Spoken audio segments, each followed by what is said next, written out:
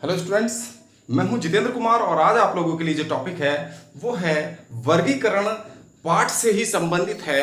जो जीव जगत का हम वर्गीकरण आप लोगों के लिए लगातार जो टॉपिक वर्गीकरण से संबंधित डाल रहे हैं क्लास 11th के, जिसमें पहले और दूसरे पाठ में वर्गीकरण और संपूर्ण जीव जगत का जो वर्गीकरण है, तो आज उससे संबंधित हम आप लोगों को बता रहे हैं संघ प्रोटोजोआ के लक्षण, यानी कि फाइलम प्रोटोजोआ के जो कैरेक्टर्स हैं आज हम उन पर डिस्कस करने जा रहे हैं। लेकिन उससे पहले कुछ चीजें समझ लीजिए। जो जंतु जगत है, इससे पहले आप लोगों को जो किंगडम है, प्लांट किंगडम, जंतु जगत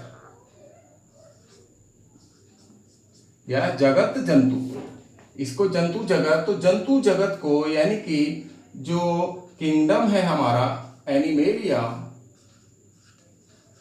किंगडम एनिमेलिया है, इसको 10 फाइलम्स में या 10 संघों में डिवाइड किया गया है। इसके अंतर्गत कितने फाइलम आते हैं? 10 फाइलम आते हैं, यानी कि 10 संघ आते हैं। अब देखिए ये 10 संघ कौन कौन से हैं।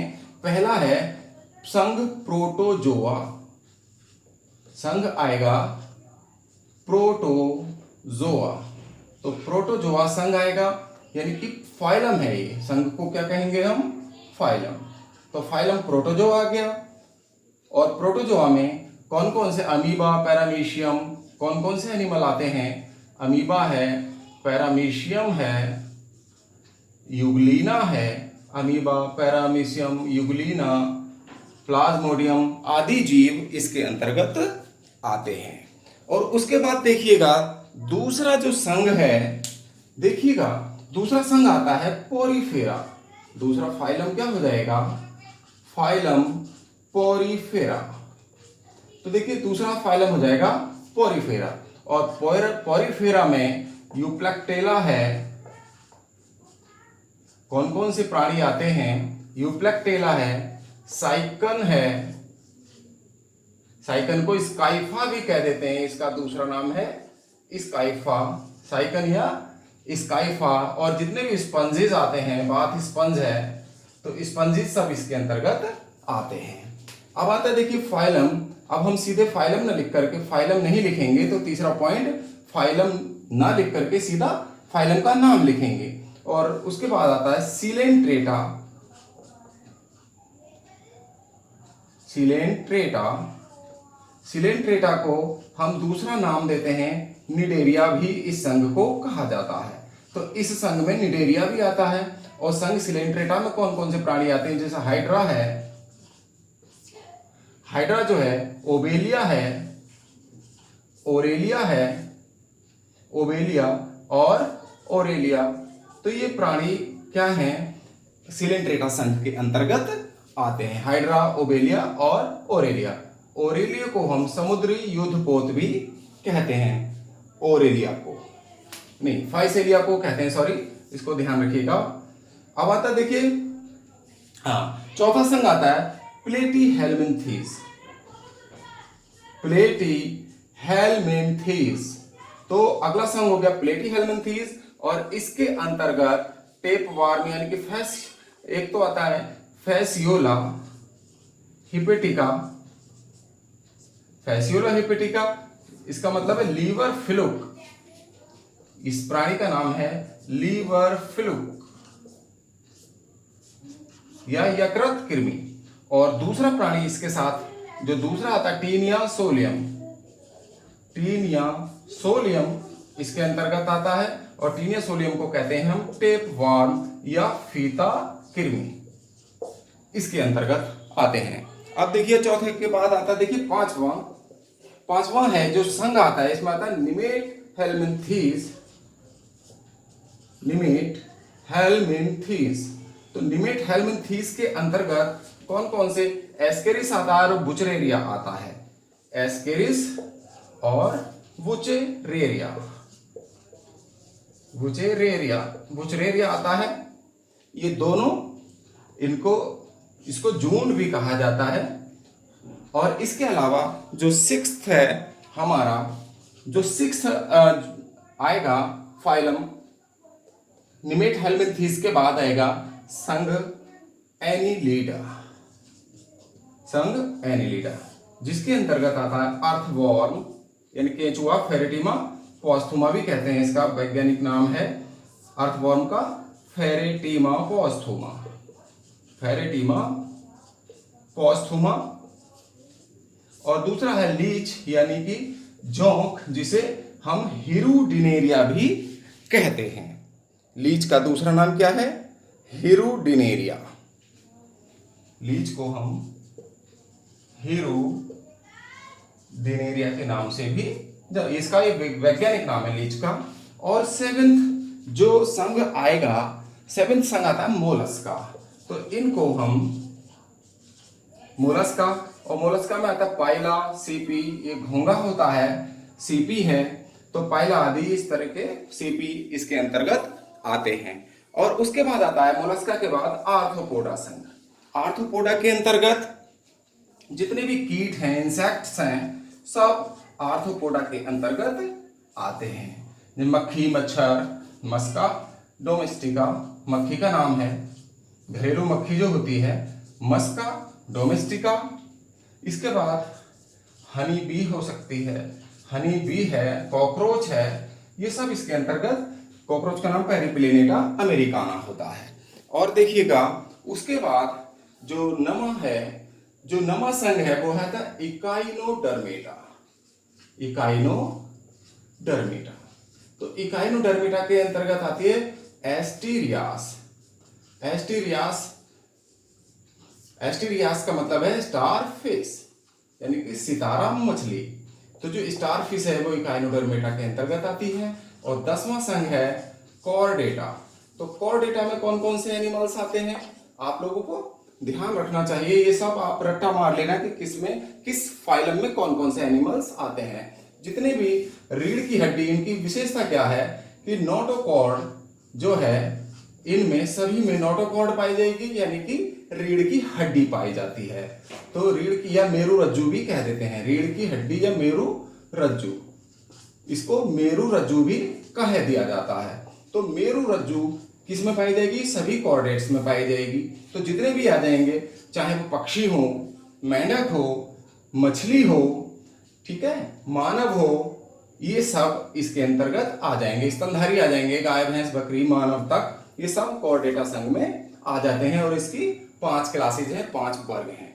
चलिए ये संघ हो गए, लेकिन हमने आप लोगों को पदानुक्रम बताया था वर्गीकरण का। आप लोगों को ध्यान भी होगा वर्गीकरण के पदानुक्रम के बारे में। तो सबसे पहले क्या था? किंगडम। जब वर्गीकरण करते हैं, किंगडम के बाद आता था फाइलम और या डिवीजन। डिवीजन पौधों के लिए प्रयोग कर दिया जाता है, फाइलम भी प्रयोग कर देते हैं, लेकिन प्लांट्स का जब वर्गीकरण करते हैं तो फाइलम की जगह डिवीजन लिख देते हैं। तो फाइलम आता है।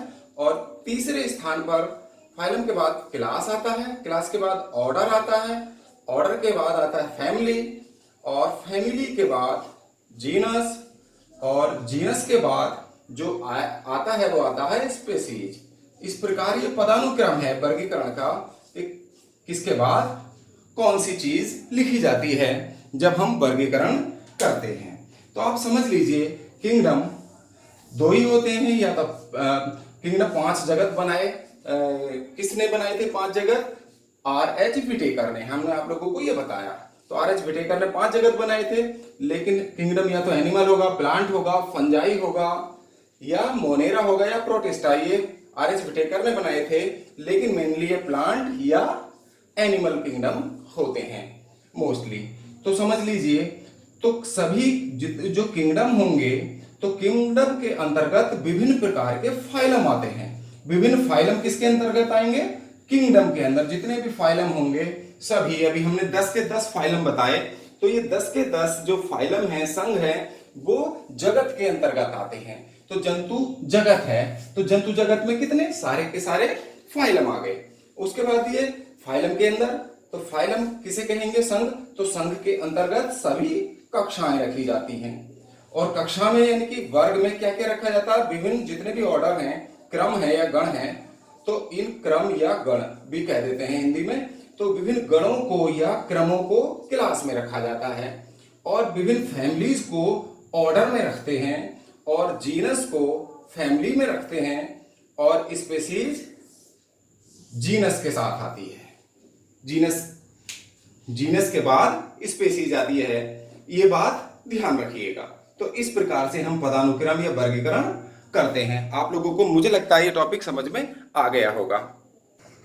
देखिएगा स्टूडेंट्स, अभी हमने आप लोगों को जो 10 संघ थे जंतु जगत यानी कि किंगडम एनिमेलिया के अंतर्गत जो 10 फाइलम आते हैं उनके बारे में बताया और किस फाइलम में कौन से एनिमल को रखा गया है आप लोगों ने ये आज जाना, और उसके बाद जो पदानुक्रम है वो भी आप लोग समझ गए। चलिए अब देखेंगे जो पदानुक्रम को इंग्लिश में कहते हैं क्लासिफिकेशन हायरार्की। चलिए अब आते हैं, देखिए संघ प्रोटोजोआ के लक्षण। जो सबसे पहला संघ है संघ प्रोटोजोआ, इसके कौन कौन से मेन कैरेक्टर्स हैं। तो देखिए सबसे पहला आप ये समझ लीजिए, हम जितने भी पॉइंट्स आपको बताएंगे इसको शॉर्ट में हम बता रहे हैं और डिटेल आप अपने आप कॉपी में लिख लीजिएगा, हम साथ साथ बताते जा रहे हैं। देखिए संघ प्रोटोजोआ के अंतर्गत लगभग 50,000 स्पेसीज हैं। 50,000 स्पेसीज यानी कि प्रजातियां संघ प्रोटोजोआ के अंतर्गत आती हैं, जिनकी खोज हो चुकी है संघ प्रोटोजोआ के अंतर्गत। और ये जो प्रजातियां हैं अलवणीय जल में यानी कि फ्रेश वाटर में, अलवणीय जल में पाई जाती हैं, यानी कि फ्रेश वाटर में भी हो सकती हैं। ये जो तालाब का या नदियों का जल होता है वो अलवणीय जल होता है। दूसरा लवणीय जल हो सकता है। लवणीय जल कौन सा होगा? समुद्र जल को लवणीय जल कहते हैं, यानी कि मैराइन वाटर हो सकता है, मैराइन वाटर या सी वाटर भी कह सकते हैं। अलवणीय जल में भी पाई जाती हैं। इसके अलावा ये स्थल पर भी पाई जाती हैं, स्थल पर भी पाई जाएंगी, भूमि में या सोयल में मिट्टी में भी पाई जाएंगी, लैंड पर भी ये पाई जाती हैं, स्थलीय भी इसकी प्रजातियां होती हैं। इसके अलावा कुछ जातियां, इनमें से कुछ जातियां पैरासिटिक भी होती हैं। पैरासिटिक का मतलब है जीव जंतुओं के ऊपर रोग उत्पन्न करने वाली, यानी कि जीव जंतुओं के ऊपर पाई जाएंगी, उनके अंदर निवास करेंगी और उनको रोग फैलाएंगी, उनको रोग उत्पन्न करेंगी। तो ऐसी प्रजातियों को परजीवी या पैरासिटिक प्रजातियां कहते हैं। तो ऐसी प्रजातियां भी होती हैं।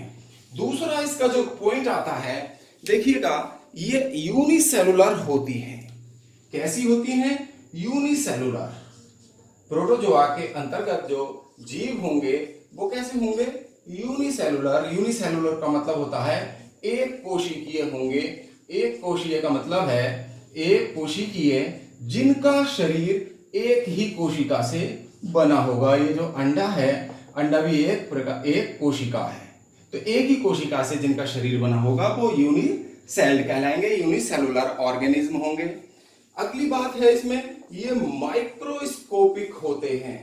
माइक्रोस्कोपिक, माइक्रोस्कोपिक का मतलब है ये इतने सूक्ष्म होते हैं जिनको हम नग्न आंखों से नहीं देख सकते। एक विशेष प्रकार के यंत्र से देखा जाता है जिसे माइक्रोस्कोप कहते हैं। तो माइक्रोस्कोप की सहायता से ही इनको देख सकते हैं। इतने सूक्ष्म होते हैं जिनको हम अपनी नग्न आंखों से नहीं देख सकते, यानी सूक्ष्मदर्शी की सहायता से देखते हैं। और सूक्ष्मदर्शी की जो खोज है वो जेड जेनसन और एच जेनसन ने की थी। हालांकि रॉबर्ट हुक ने भी अपना एक माइक्रोस्कोप सबसे पहले 1665 में बनाया था, जब कोशिका की खोज, उसके बाद कोशिका की खोज रॉबर्ट हुक ने की थी। लेकिन जो यौगिक सूक्ष्मदर्शी है यानी कि कंपाउंड माइक्रोस्कोप है, कंपाउंड माइक्रोस्कोप यानी कि यौगिक सूक्ष्मदर्शी या संयुक्त सूक्ष्मदर्शी जिसे कहेंगे, इसको संयुक्त या यौगिक, संयुक्त अथवा यौगिक सूक्ष्मदर्शी,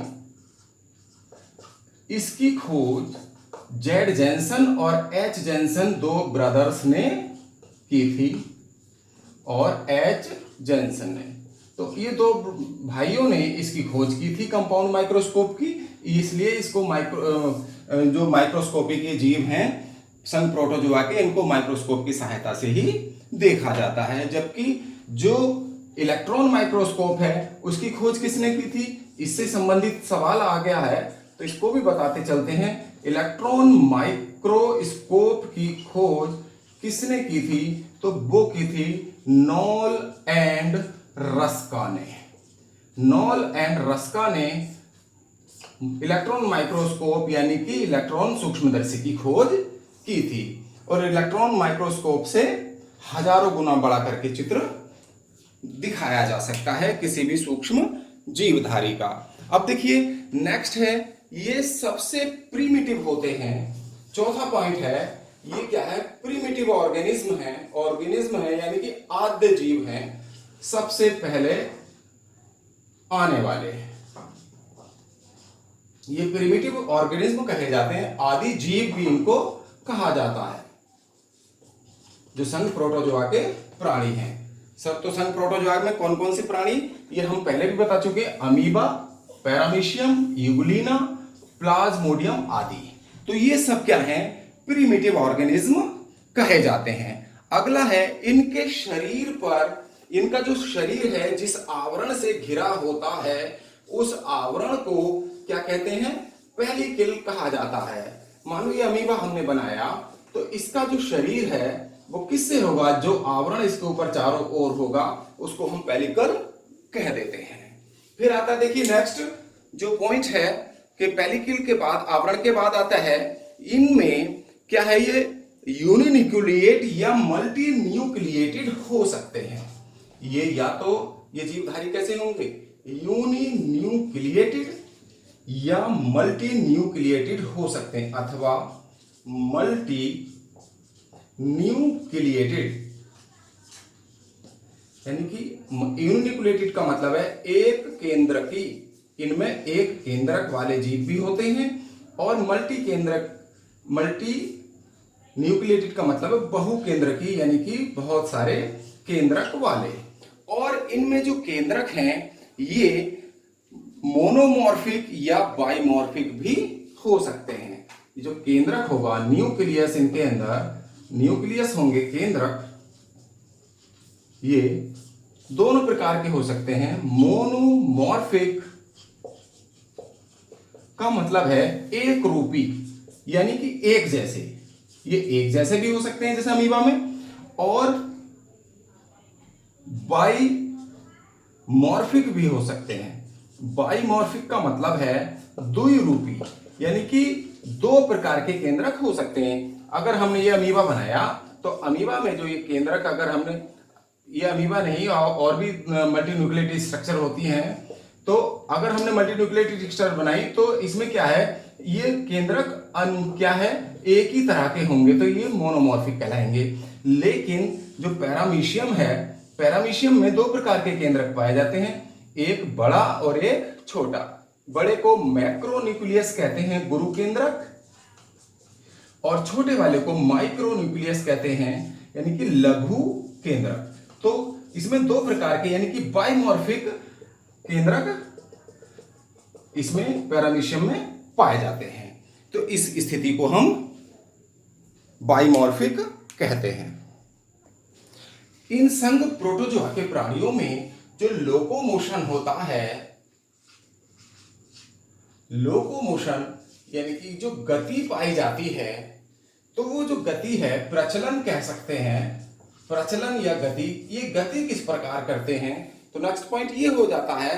तो गति जो है इनमें या तो स्यूडोपोडिया द्वारा होती है, स्यूडोपोडिया जिसको हम कूटपाद या पादाभ कह देते हैं। कूटपाद या पादाभ द्वारा ये गति करते हैं, और इसका एग्जाम्पल है अमीबा। तो अमीबा में ये कूटपाद द्वारा गति होती है। इसके दूसरा होता सीलिया। सीलिया इनको हिंदी में पक्ष्म कह देते हैं, तो पक्ष्म द्वारा भी होती है। बाई सीलिया बाई स्यूडोपोडिया, यानी कि पक्ष्म द्वारा। तो पक्ष्म द्वारा जो गति पाई जाती है वो पैरामीशियम में होती है, तो पैरामीशियम में इसके द्वारा गति पाई जाएगी। इसके अलावा जो युगलिना है, युगलिना में पाई जाती है फ्लैजिला द्वारा, बाई फ्लैजिला। तो फ्लैजिला द्वारा गति पाई जाती है। फ्लैजिला को कहते हैं कशाभ द्वारा या कशाभिका द्वारा गति, ये युगलिना में गति पाई जाती है। अब देखिए अगर नेक्स्ट आता है, देखिए न्यूट्रिशन। इनमें जो अगला पॉइंट आ जाता है न्यूट्रिशन, यानी कि पोषण कैसे होता है। इन सभी जीवधारियों में पोषण की कौन कौन सी विधियां हैं। तो इनमें जो पोषण है वो होता है होलोजोइक। होलोजोइक कहते हैं प्राणी सम, यानी कि जंतुओं जैसा। तो दूसरा होता है होलोफिटिक। होलोफिटिक का मतलब है पादप सम, यानी कि पौधों जैसा, जैसे पौधे करते हैं। और तीसरा जो होता है इनमें जो न्यूट्रिशन है वो होता है सैप्रोबिक। सैप्रोबिक का मतलब है मृतोप सम, मृतोपजीवी सम या मृतोपजीवी सम, यानी मृतोपजीवी, मृतोपजीवी प्राणियों की तरह। सैप्रोफिटिक भी कह सकते हैं इसको, मृतोपजीवी।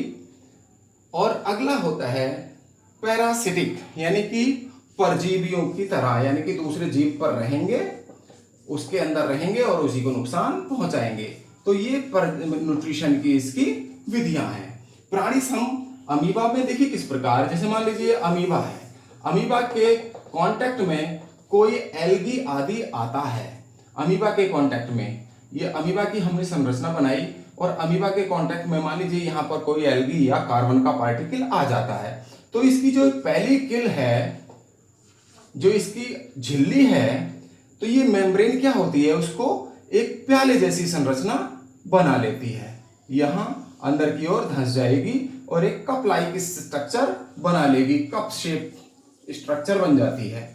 और उसको क्या है, जो पार्टिकल है वो इस कप के अंदर आ जाता है और उसके बाद अमीबा इस कप को चारों ओर से घेर लेता है, इस पार्टिकल को। और फिर अगली स्टेप में जब ये पार्टिकल हो जाता है तो इस पेलिकल से अलग होकर अमीबा के जीव द्रव्य में, ये अमीबा के जीव द्रव्य में ये पार्टिकल एक फूड वैक्यूल बनकर आ जाता है। जो फूड वैक्यूल है, खाद्य धानी, वो इसमें बन जाती है। तो इस प्रकार हम देखते हैं तो फूड वैक्यूल्स और भोजन का पाचन भी इसके अंदर ही होता है, यानी फूड वैक्यूल के अंदर ही होता है। और पादप सम किसमें पाया जाएगा, युगलिना में पाया जाता है, क्योंकि इसमें क्लोरोप्लास्ट भी होता है और क्लोरोप्लास्ट के कारण ये पौधों की तरह प्रकाश संश्लेषण द्वारा युगलिना अपना भोजन बना लेता है। मृतोपजीवी यानी कि सड़े गले मृत पदार्थों पर भी ये उग कर या उन पर उनसे भोजन प्राप्त कर सकते हैं। और परजीवी आपको जानकारी ही है, किसी जीव के ऊपर रहेंगे और उसे रोग फैलाएंगे, उसको हानि भी पहुंचाते हैं। तो ऐसे पोषण को क्या कहते हैं, परजीवी, यानी कि ऐसे एनिमल्स परजीवी कहलाएंगे और ये न्यूट्रिशन परजीवी प्रकार का कहलाता है। उसके बाद आता है देखिए नेक्स्ट पॉइंट है डाइजेशन, यानी कि पाचन कैसे होता है। इनमें जो पाचन प्रक्रिया है डाइजेशन की, वो किस प्रकार पाई जाती है, इस पर भी डिस्कस कर लेते हैं। तो वो है इंटरसेलुलर, यानी कि अंतःकोशिकीय पाचन पाया जाता है। इंटरसेलुलर का मतलब है अंतःकोशिकीय।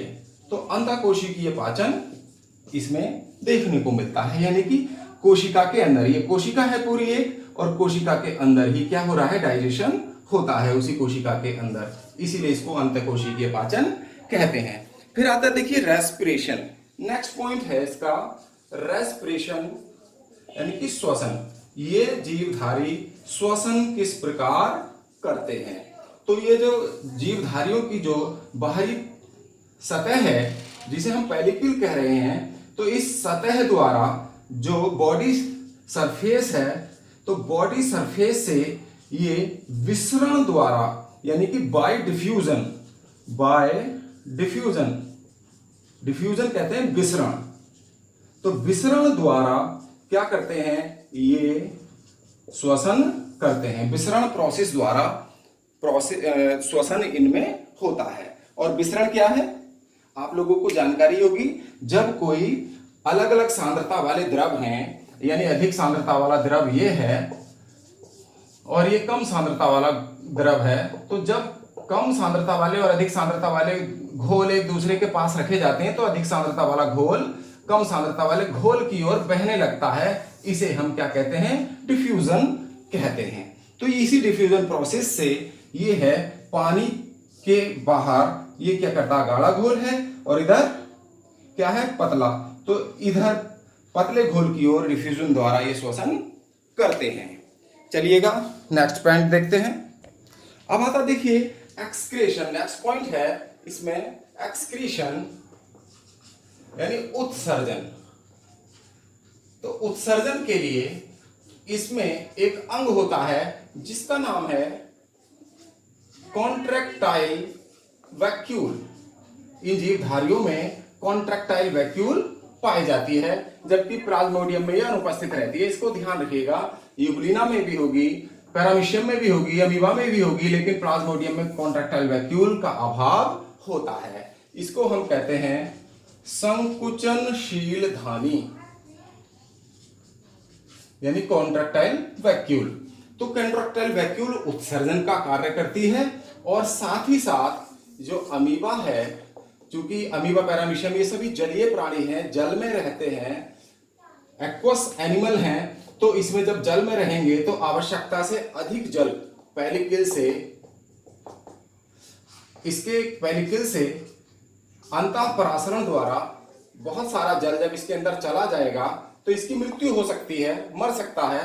तो इसीलिए इसके अंदर एक कॉन्ट्रैक्टाइल, ये सारी बूंदें जो हैं, जल की बूंदें जो पहुंच जाती हैं और ये बूंदें पहुंचकर अमीबा के अंदर एक बड़ी बूंद बना लेती हैं और इस बड़ी बूंद को क्या कहते हैं? संकुचनशील धानी या कॉन्ट्रैक्टाइल वैक्यूल कहते हैं। और ये पेलिकल के पास आकर, ये क्या है? पेलिकल के पास आकर फट जाती है और सारा जल क्या होता है? बाहर निकल जाता है। इस प्रकार संकुचनशील धानी उत्सर्जी पदार्थों को और आवश्यकता से अधिक जल को शरीर से बाहर निकाल देती है।